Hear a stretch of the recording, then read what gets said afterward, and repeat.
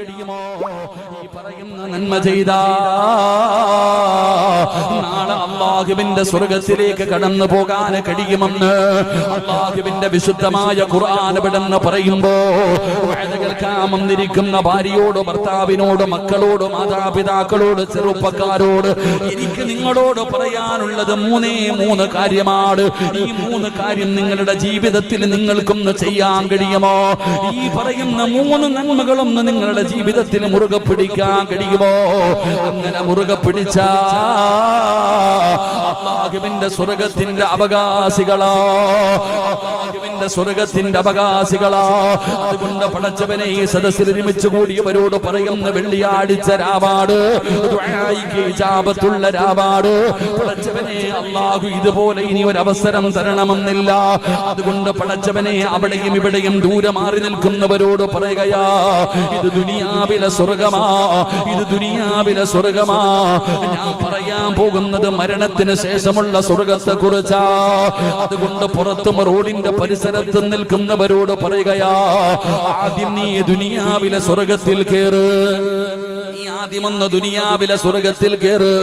ഈ സ്വർഗ്ഗത്തിൽ കേറിയ ആഖിറത്തിലെ സ്വർഗ്ഗത്തിലേക്ക് കടന്നു പോകാനുള്ള അവസരം അല്ലാഹു നിനക്ക് തരികയാ. അതുകൊണ്ട് എന്റെ പ്രിയപ്പെട്ടവരെ 3 നന്മകൾ പറഞ്ഞു തരാ. പടച്ചവനെ 3 നന്മകൾ പറഞ്ഞു തരാ. ഈ പറയുന്ന 3 നന്മകൾ നിങ്ങളുടെ ജീവിതത്തിലൊന്ന് മുറുകെ പിടിക്കാൻ കഴിയുമോ? അല്ലാഹുവിന്റെ സ്വർഗ്ഗത്തിലേക്ക് കടന്നു പോകാനുള്ള വഴിയാ. എന്റെ പ്രിയപ്പെട്ടവരെ, ഒന്നാമത്തെ കാര്യമെന്താ? അല്ലാഹുവിന്റെ വിശുദ്ധമായ ഖുർആൻ പറയുകയാ, നമ്മുടെ ജീവിതത്തിൽ ഉണ്ടാകേണ്ട ഒന്നാമത്തെ ഗുണമെന്തെന്നറിയുമോ? ഇന്നഹും കാനൂ യുസാരിഊന ഫിൽ ഖൈറാത്ത്. അല്ലാഹുവിന്റെ വിശുദ്ധമായ ഖുർആൻ പറയുകയാ, നമ്മുടെ ജീവിതത്തിൽ വേണ്ട ഒന്നാമത്തെ കാര്യം എന്തെന്നറിയോ? ഒന്നാമത്തെ കാര്യം എന്തെന്നറിയുമോ? ഇന്നഹും കാനൂ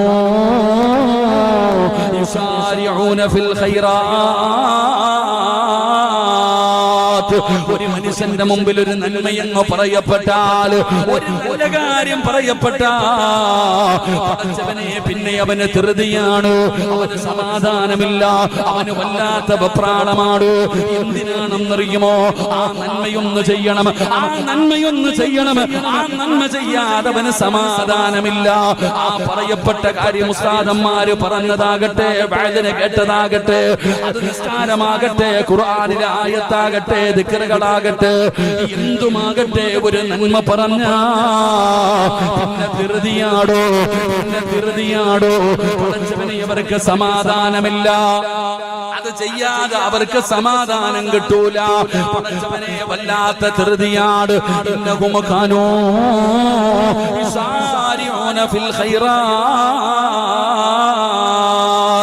നന്മയിൽ മത്സരിക്കുന്നവർ, നന്മയിൽ മത്സരിക്കുന്നവർ. എന്റെ പ്രിയപ്പെട്ടവരെ, അത് പ്രവാചകന്മാരുടെ ഒരു ഗുണമായിരുന്നു. അല്ലാഹ് ഇഷ്ടപ്പെട്ടവർക്ക് ഉണ്ടാകുന്ന ഒരു ഗുണമാണ്. ഒരു ഉദാഹരണം പറയട്ടെ. മഹാനായ ഖലീലുല്ലാഹി ഇബ്രാഹിം നബി അലൈഹിസ്സലാം, അല്ലാഹുവിന്റെ പ്രവാചകനായ ഇബ്രാഹിം നബി അലൈഹിസ്സലാം, ഇഹ്തത ഇബ്രാഹിം വഹുവ ഇബ്നു 80 സന. അല്ലാഹുവിന്റെ പ്രവാചകനായ ഖലീലുല്ലാഹി ഇബ്രാഹിം നബി അലൈഹിസ്സലാം, ഇബ്രാഹിം നബി അലൈഹിസ്സലാമിന് 80 വയസ്സ് പൂർത്തിയായി. ഇബ്രാഹിം നബിക്ക് 80 വയസ്സുണ്ട്. ആ 80 വയസ്സുള്ള ഇബ്രാഹിം നബി അലൈഹിസ്സലാമിനോട് അല്ലാഹുവിന്റെ കൽപ്പന വരുന്നു, ഇബ്രാഹിം നബിയേ, സുന്നത്ത് കല്യാണം നടത്തണം നബിയേ. ലോകത്ത് ആദ്യമായിട്ട് ഇബ്രാഹിം നബിയുടെ മുമ്പിലാണ് അല്ലാഹുവിന്റെ ഭാഗത്ത് നിന്ന് വഹി വരികയാ. സുന്നത്ത് കല്യാണം നടത്താൻ, മാർഗ കല്യാണം നടത്താൻ എങ്ങനെയാണ് നടത്തേണ്ടതെന്നറിയില്ല, എങ്ങനെയാണ് ചെയ്യേണ്ടതെന്നറിയില്ല. അല്ലാഹുവിന്റെ ഭാഗത്ത് നിന്ന് കൽപ്പന വരികയാ. പടച്ചവനേ, അല്ലാഹുവേ, അതാ പടച്ച റബ്ബിന്റെ കൽപ്പന വന്നപ്പോ ഇബ്രാഹിം നബി എന്ത് ചെയ്തെന്നറിയുവോ? തന്റെ കയ്യിലൊരു മഴുവിരുന്നോ, തന്റെ കയ്യിലൊരു മഴുവിരിക്കുകയാണ്. അല്ലാഹുവിന്റെ കൽപ്പന വന്ന സുന്നത്ത് കർമ്മം, അതാ സുന്നത്ത് കല്യാണം നടത്താം. ഇബ്രാഹിം നബിയുടെ കയ്യിലൊരു മഴുവിരിക്കുകയാണ്. ആ മഴുവ് കൊണ്ട് സ്വന്തമായിട്ട് ഇബ്രാഹിം നബി അലൈഹിസ്സലാം സുന്നത്ത് കല്യാണം നടത്തി. മഹാനായ മുഖറബുൽ അംലാഖ് മലക്ക് ജിബ്രീൽ അലൈഹിസ്സലാം ഇറങ്ങി വരുമ്പോ പടച്ചവനെ കാണുന്ന രംഗമെന്തെന്നറിയോ? ഇബ്രാഹിം നബി രക്തത്തിൽ കുളിച്ചു നിൽക്കുകയാ. ഇബ്രാഹിം നബി രക്തത്തിൽ ഇങ്ങനെ കുളിച്ചു നിൽക്കുകയാ. ആ രംഗം കണ്ടിട്ട് യാ ഖലീലല്ലാഹ്, അല്ലാഹുവിന്റെ ഖലീലായ ഇബ്രാഹിം നബിയെ രക്തത്തിൽ കുളിച്ച്. അപ്പോഴാണ് ജിബ്രീൽ ചോദിക്കുന്നു, യാ ഖലീലല്ലാഹ്, അല്ലാഹുവിന്റെ ഖലീലായ ഇബ്രാഹിം നബിയെ, എന്തേ നിങ്ങൾക്കൊന്ന് ക്ഷമിച്ചുകൂടെ? ഇത് എങ്ങനെയാണ് ചെയ്യേണ്ടതെന്നൊന്ന് സൂക്ഷ്മതയോടുകൂടി ചെയ്തുകൂടെ? അപ്പോഴാണ് ഇബ്രാഹിം നബി പറയുന്നത്, അല്ലാഹുവിന്റെ കൽപ്പനയല്ലേ, പടച്ച റബ്ബിന്റെ കൽപ്പനയാണല്ലോ. എനിക്ക് ക്ഷമിക്കാൻ മനസ്സില്ല, എനിക്ക് അല്പനേരം ക്ഷമിച്ച് നിൽക്കാൻ മനസ്സില്ല. അല്ലാഹുവിന്റെ കൽപ്പന വന്നാ പിന്നെ ചെയ്യണമല്ലോ. ഇന്നഹും കാനൂ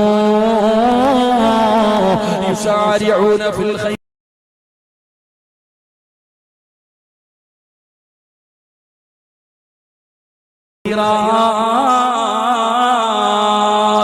ഒരു നന്മ പറഞ്ഞാ പിന്നെ സമാധാനമില്ല. എന്റെ പ്രിയപ്പെട്ടവരെ, ഇതൊരു വല്ലാത്ത ഗുണമാണ്. ഇത് വല്ലാത്ത ഒരു ഗുണമാണ്. ഇത് നമ്മുടെ മുൻഗാമികൾക്ക് ഉണ്ടായിരുന്നു.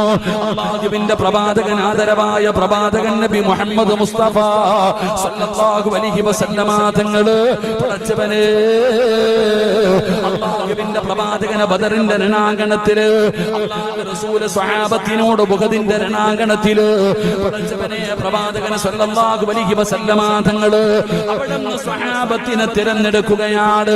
അങ്ങനെ യുദ്ധത്തിന് പോകാൻ സ്വഹാബികൾ തയ്യാറായി നിൽക്കുമ്പോ നബി തങ്ങൾ പറഞ്ഞു, സ്വഹാബ, അല്ലാഹുവിന്റെ പ്രവാചകൻ സല്ലല്ലാഹു അലൈഹി വസല്ലമ തങ്ങള് അവിടുന്ന് സ്വഹാബത്തിനോട് പറയുകയാ, സ്വഹാബ, സ്വർഗ്ഗത്തിന്റെ പരിമളം അടിച്ചു വീശുന്നു സ്വഹാബ.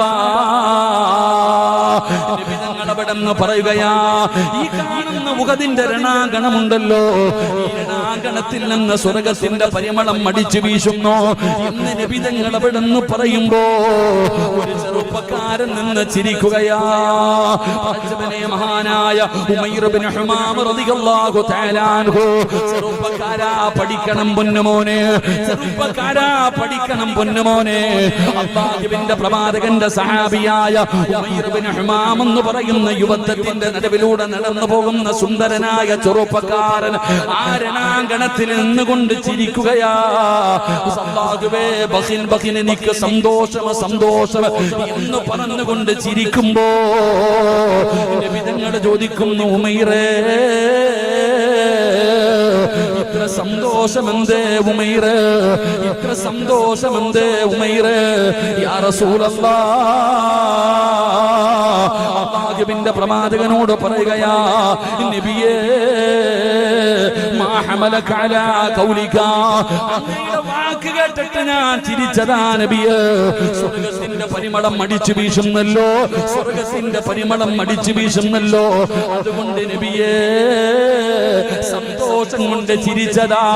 അടുത്തത് എന്റെ അവസരമാണല്ലോ, ഞാനാണ് അടുത്ത ഇറങ്ങാൻ പോകുന്നത്, യുദ്ധത്തിനിറങ്ങാൻ പോകുന്നത് ഞാനാണ് നബിയേ. ആ സന്തോഷത്തിൽ ചിരിച്ചതാണ്. അല്ലാഹുവിന്റെ പ്രവാചകനോട് ആ സ്വഹാബി ചോദിക്കുന്നു, നബിയേ, അന്നകൂന അർജൂ, നബിയോട് പറയുന്ന, നബിയേ, എനിക്ക് ആ കൂട്ടത്തിൽ പെടണം നബിയേ.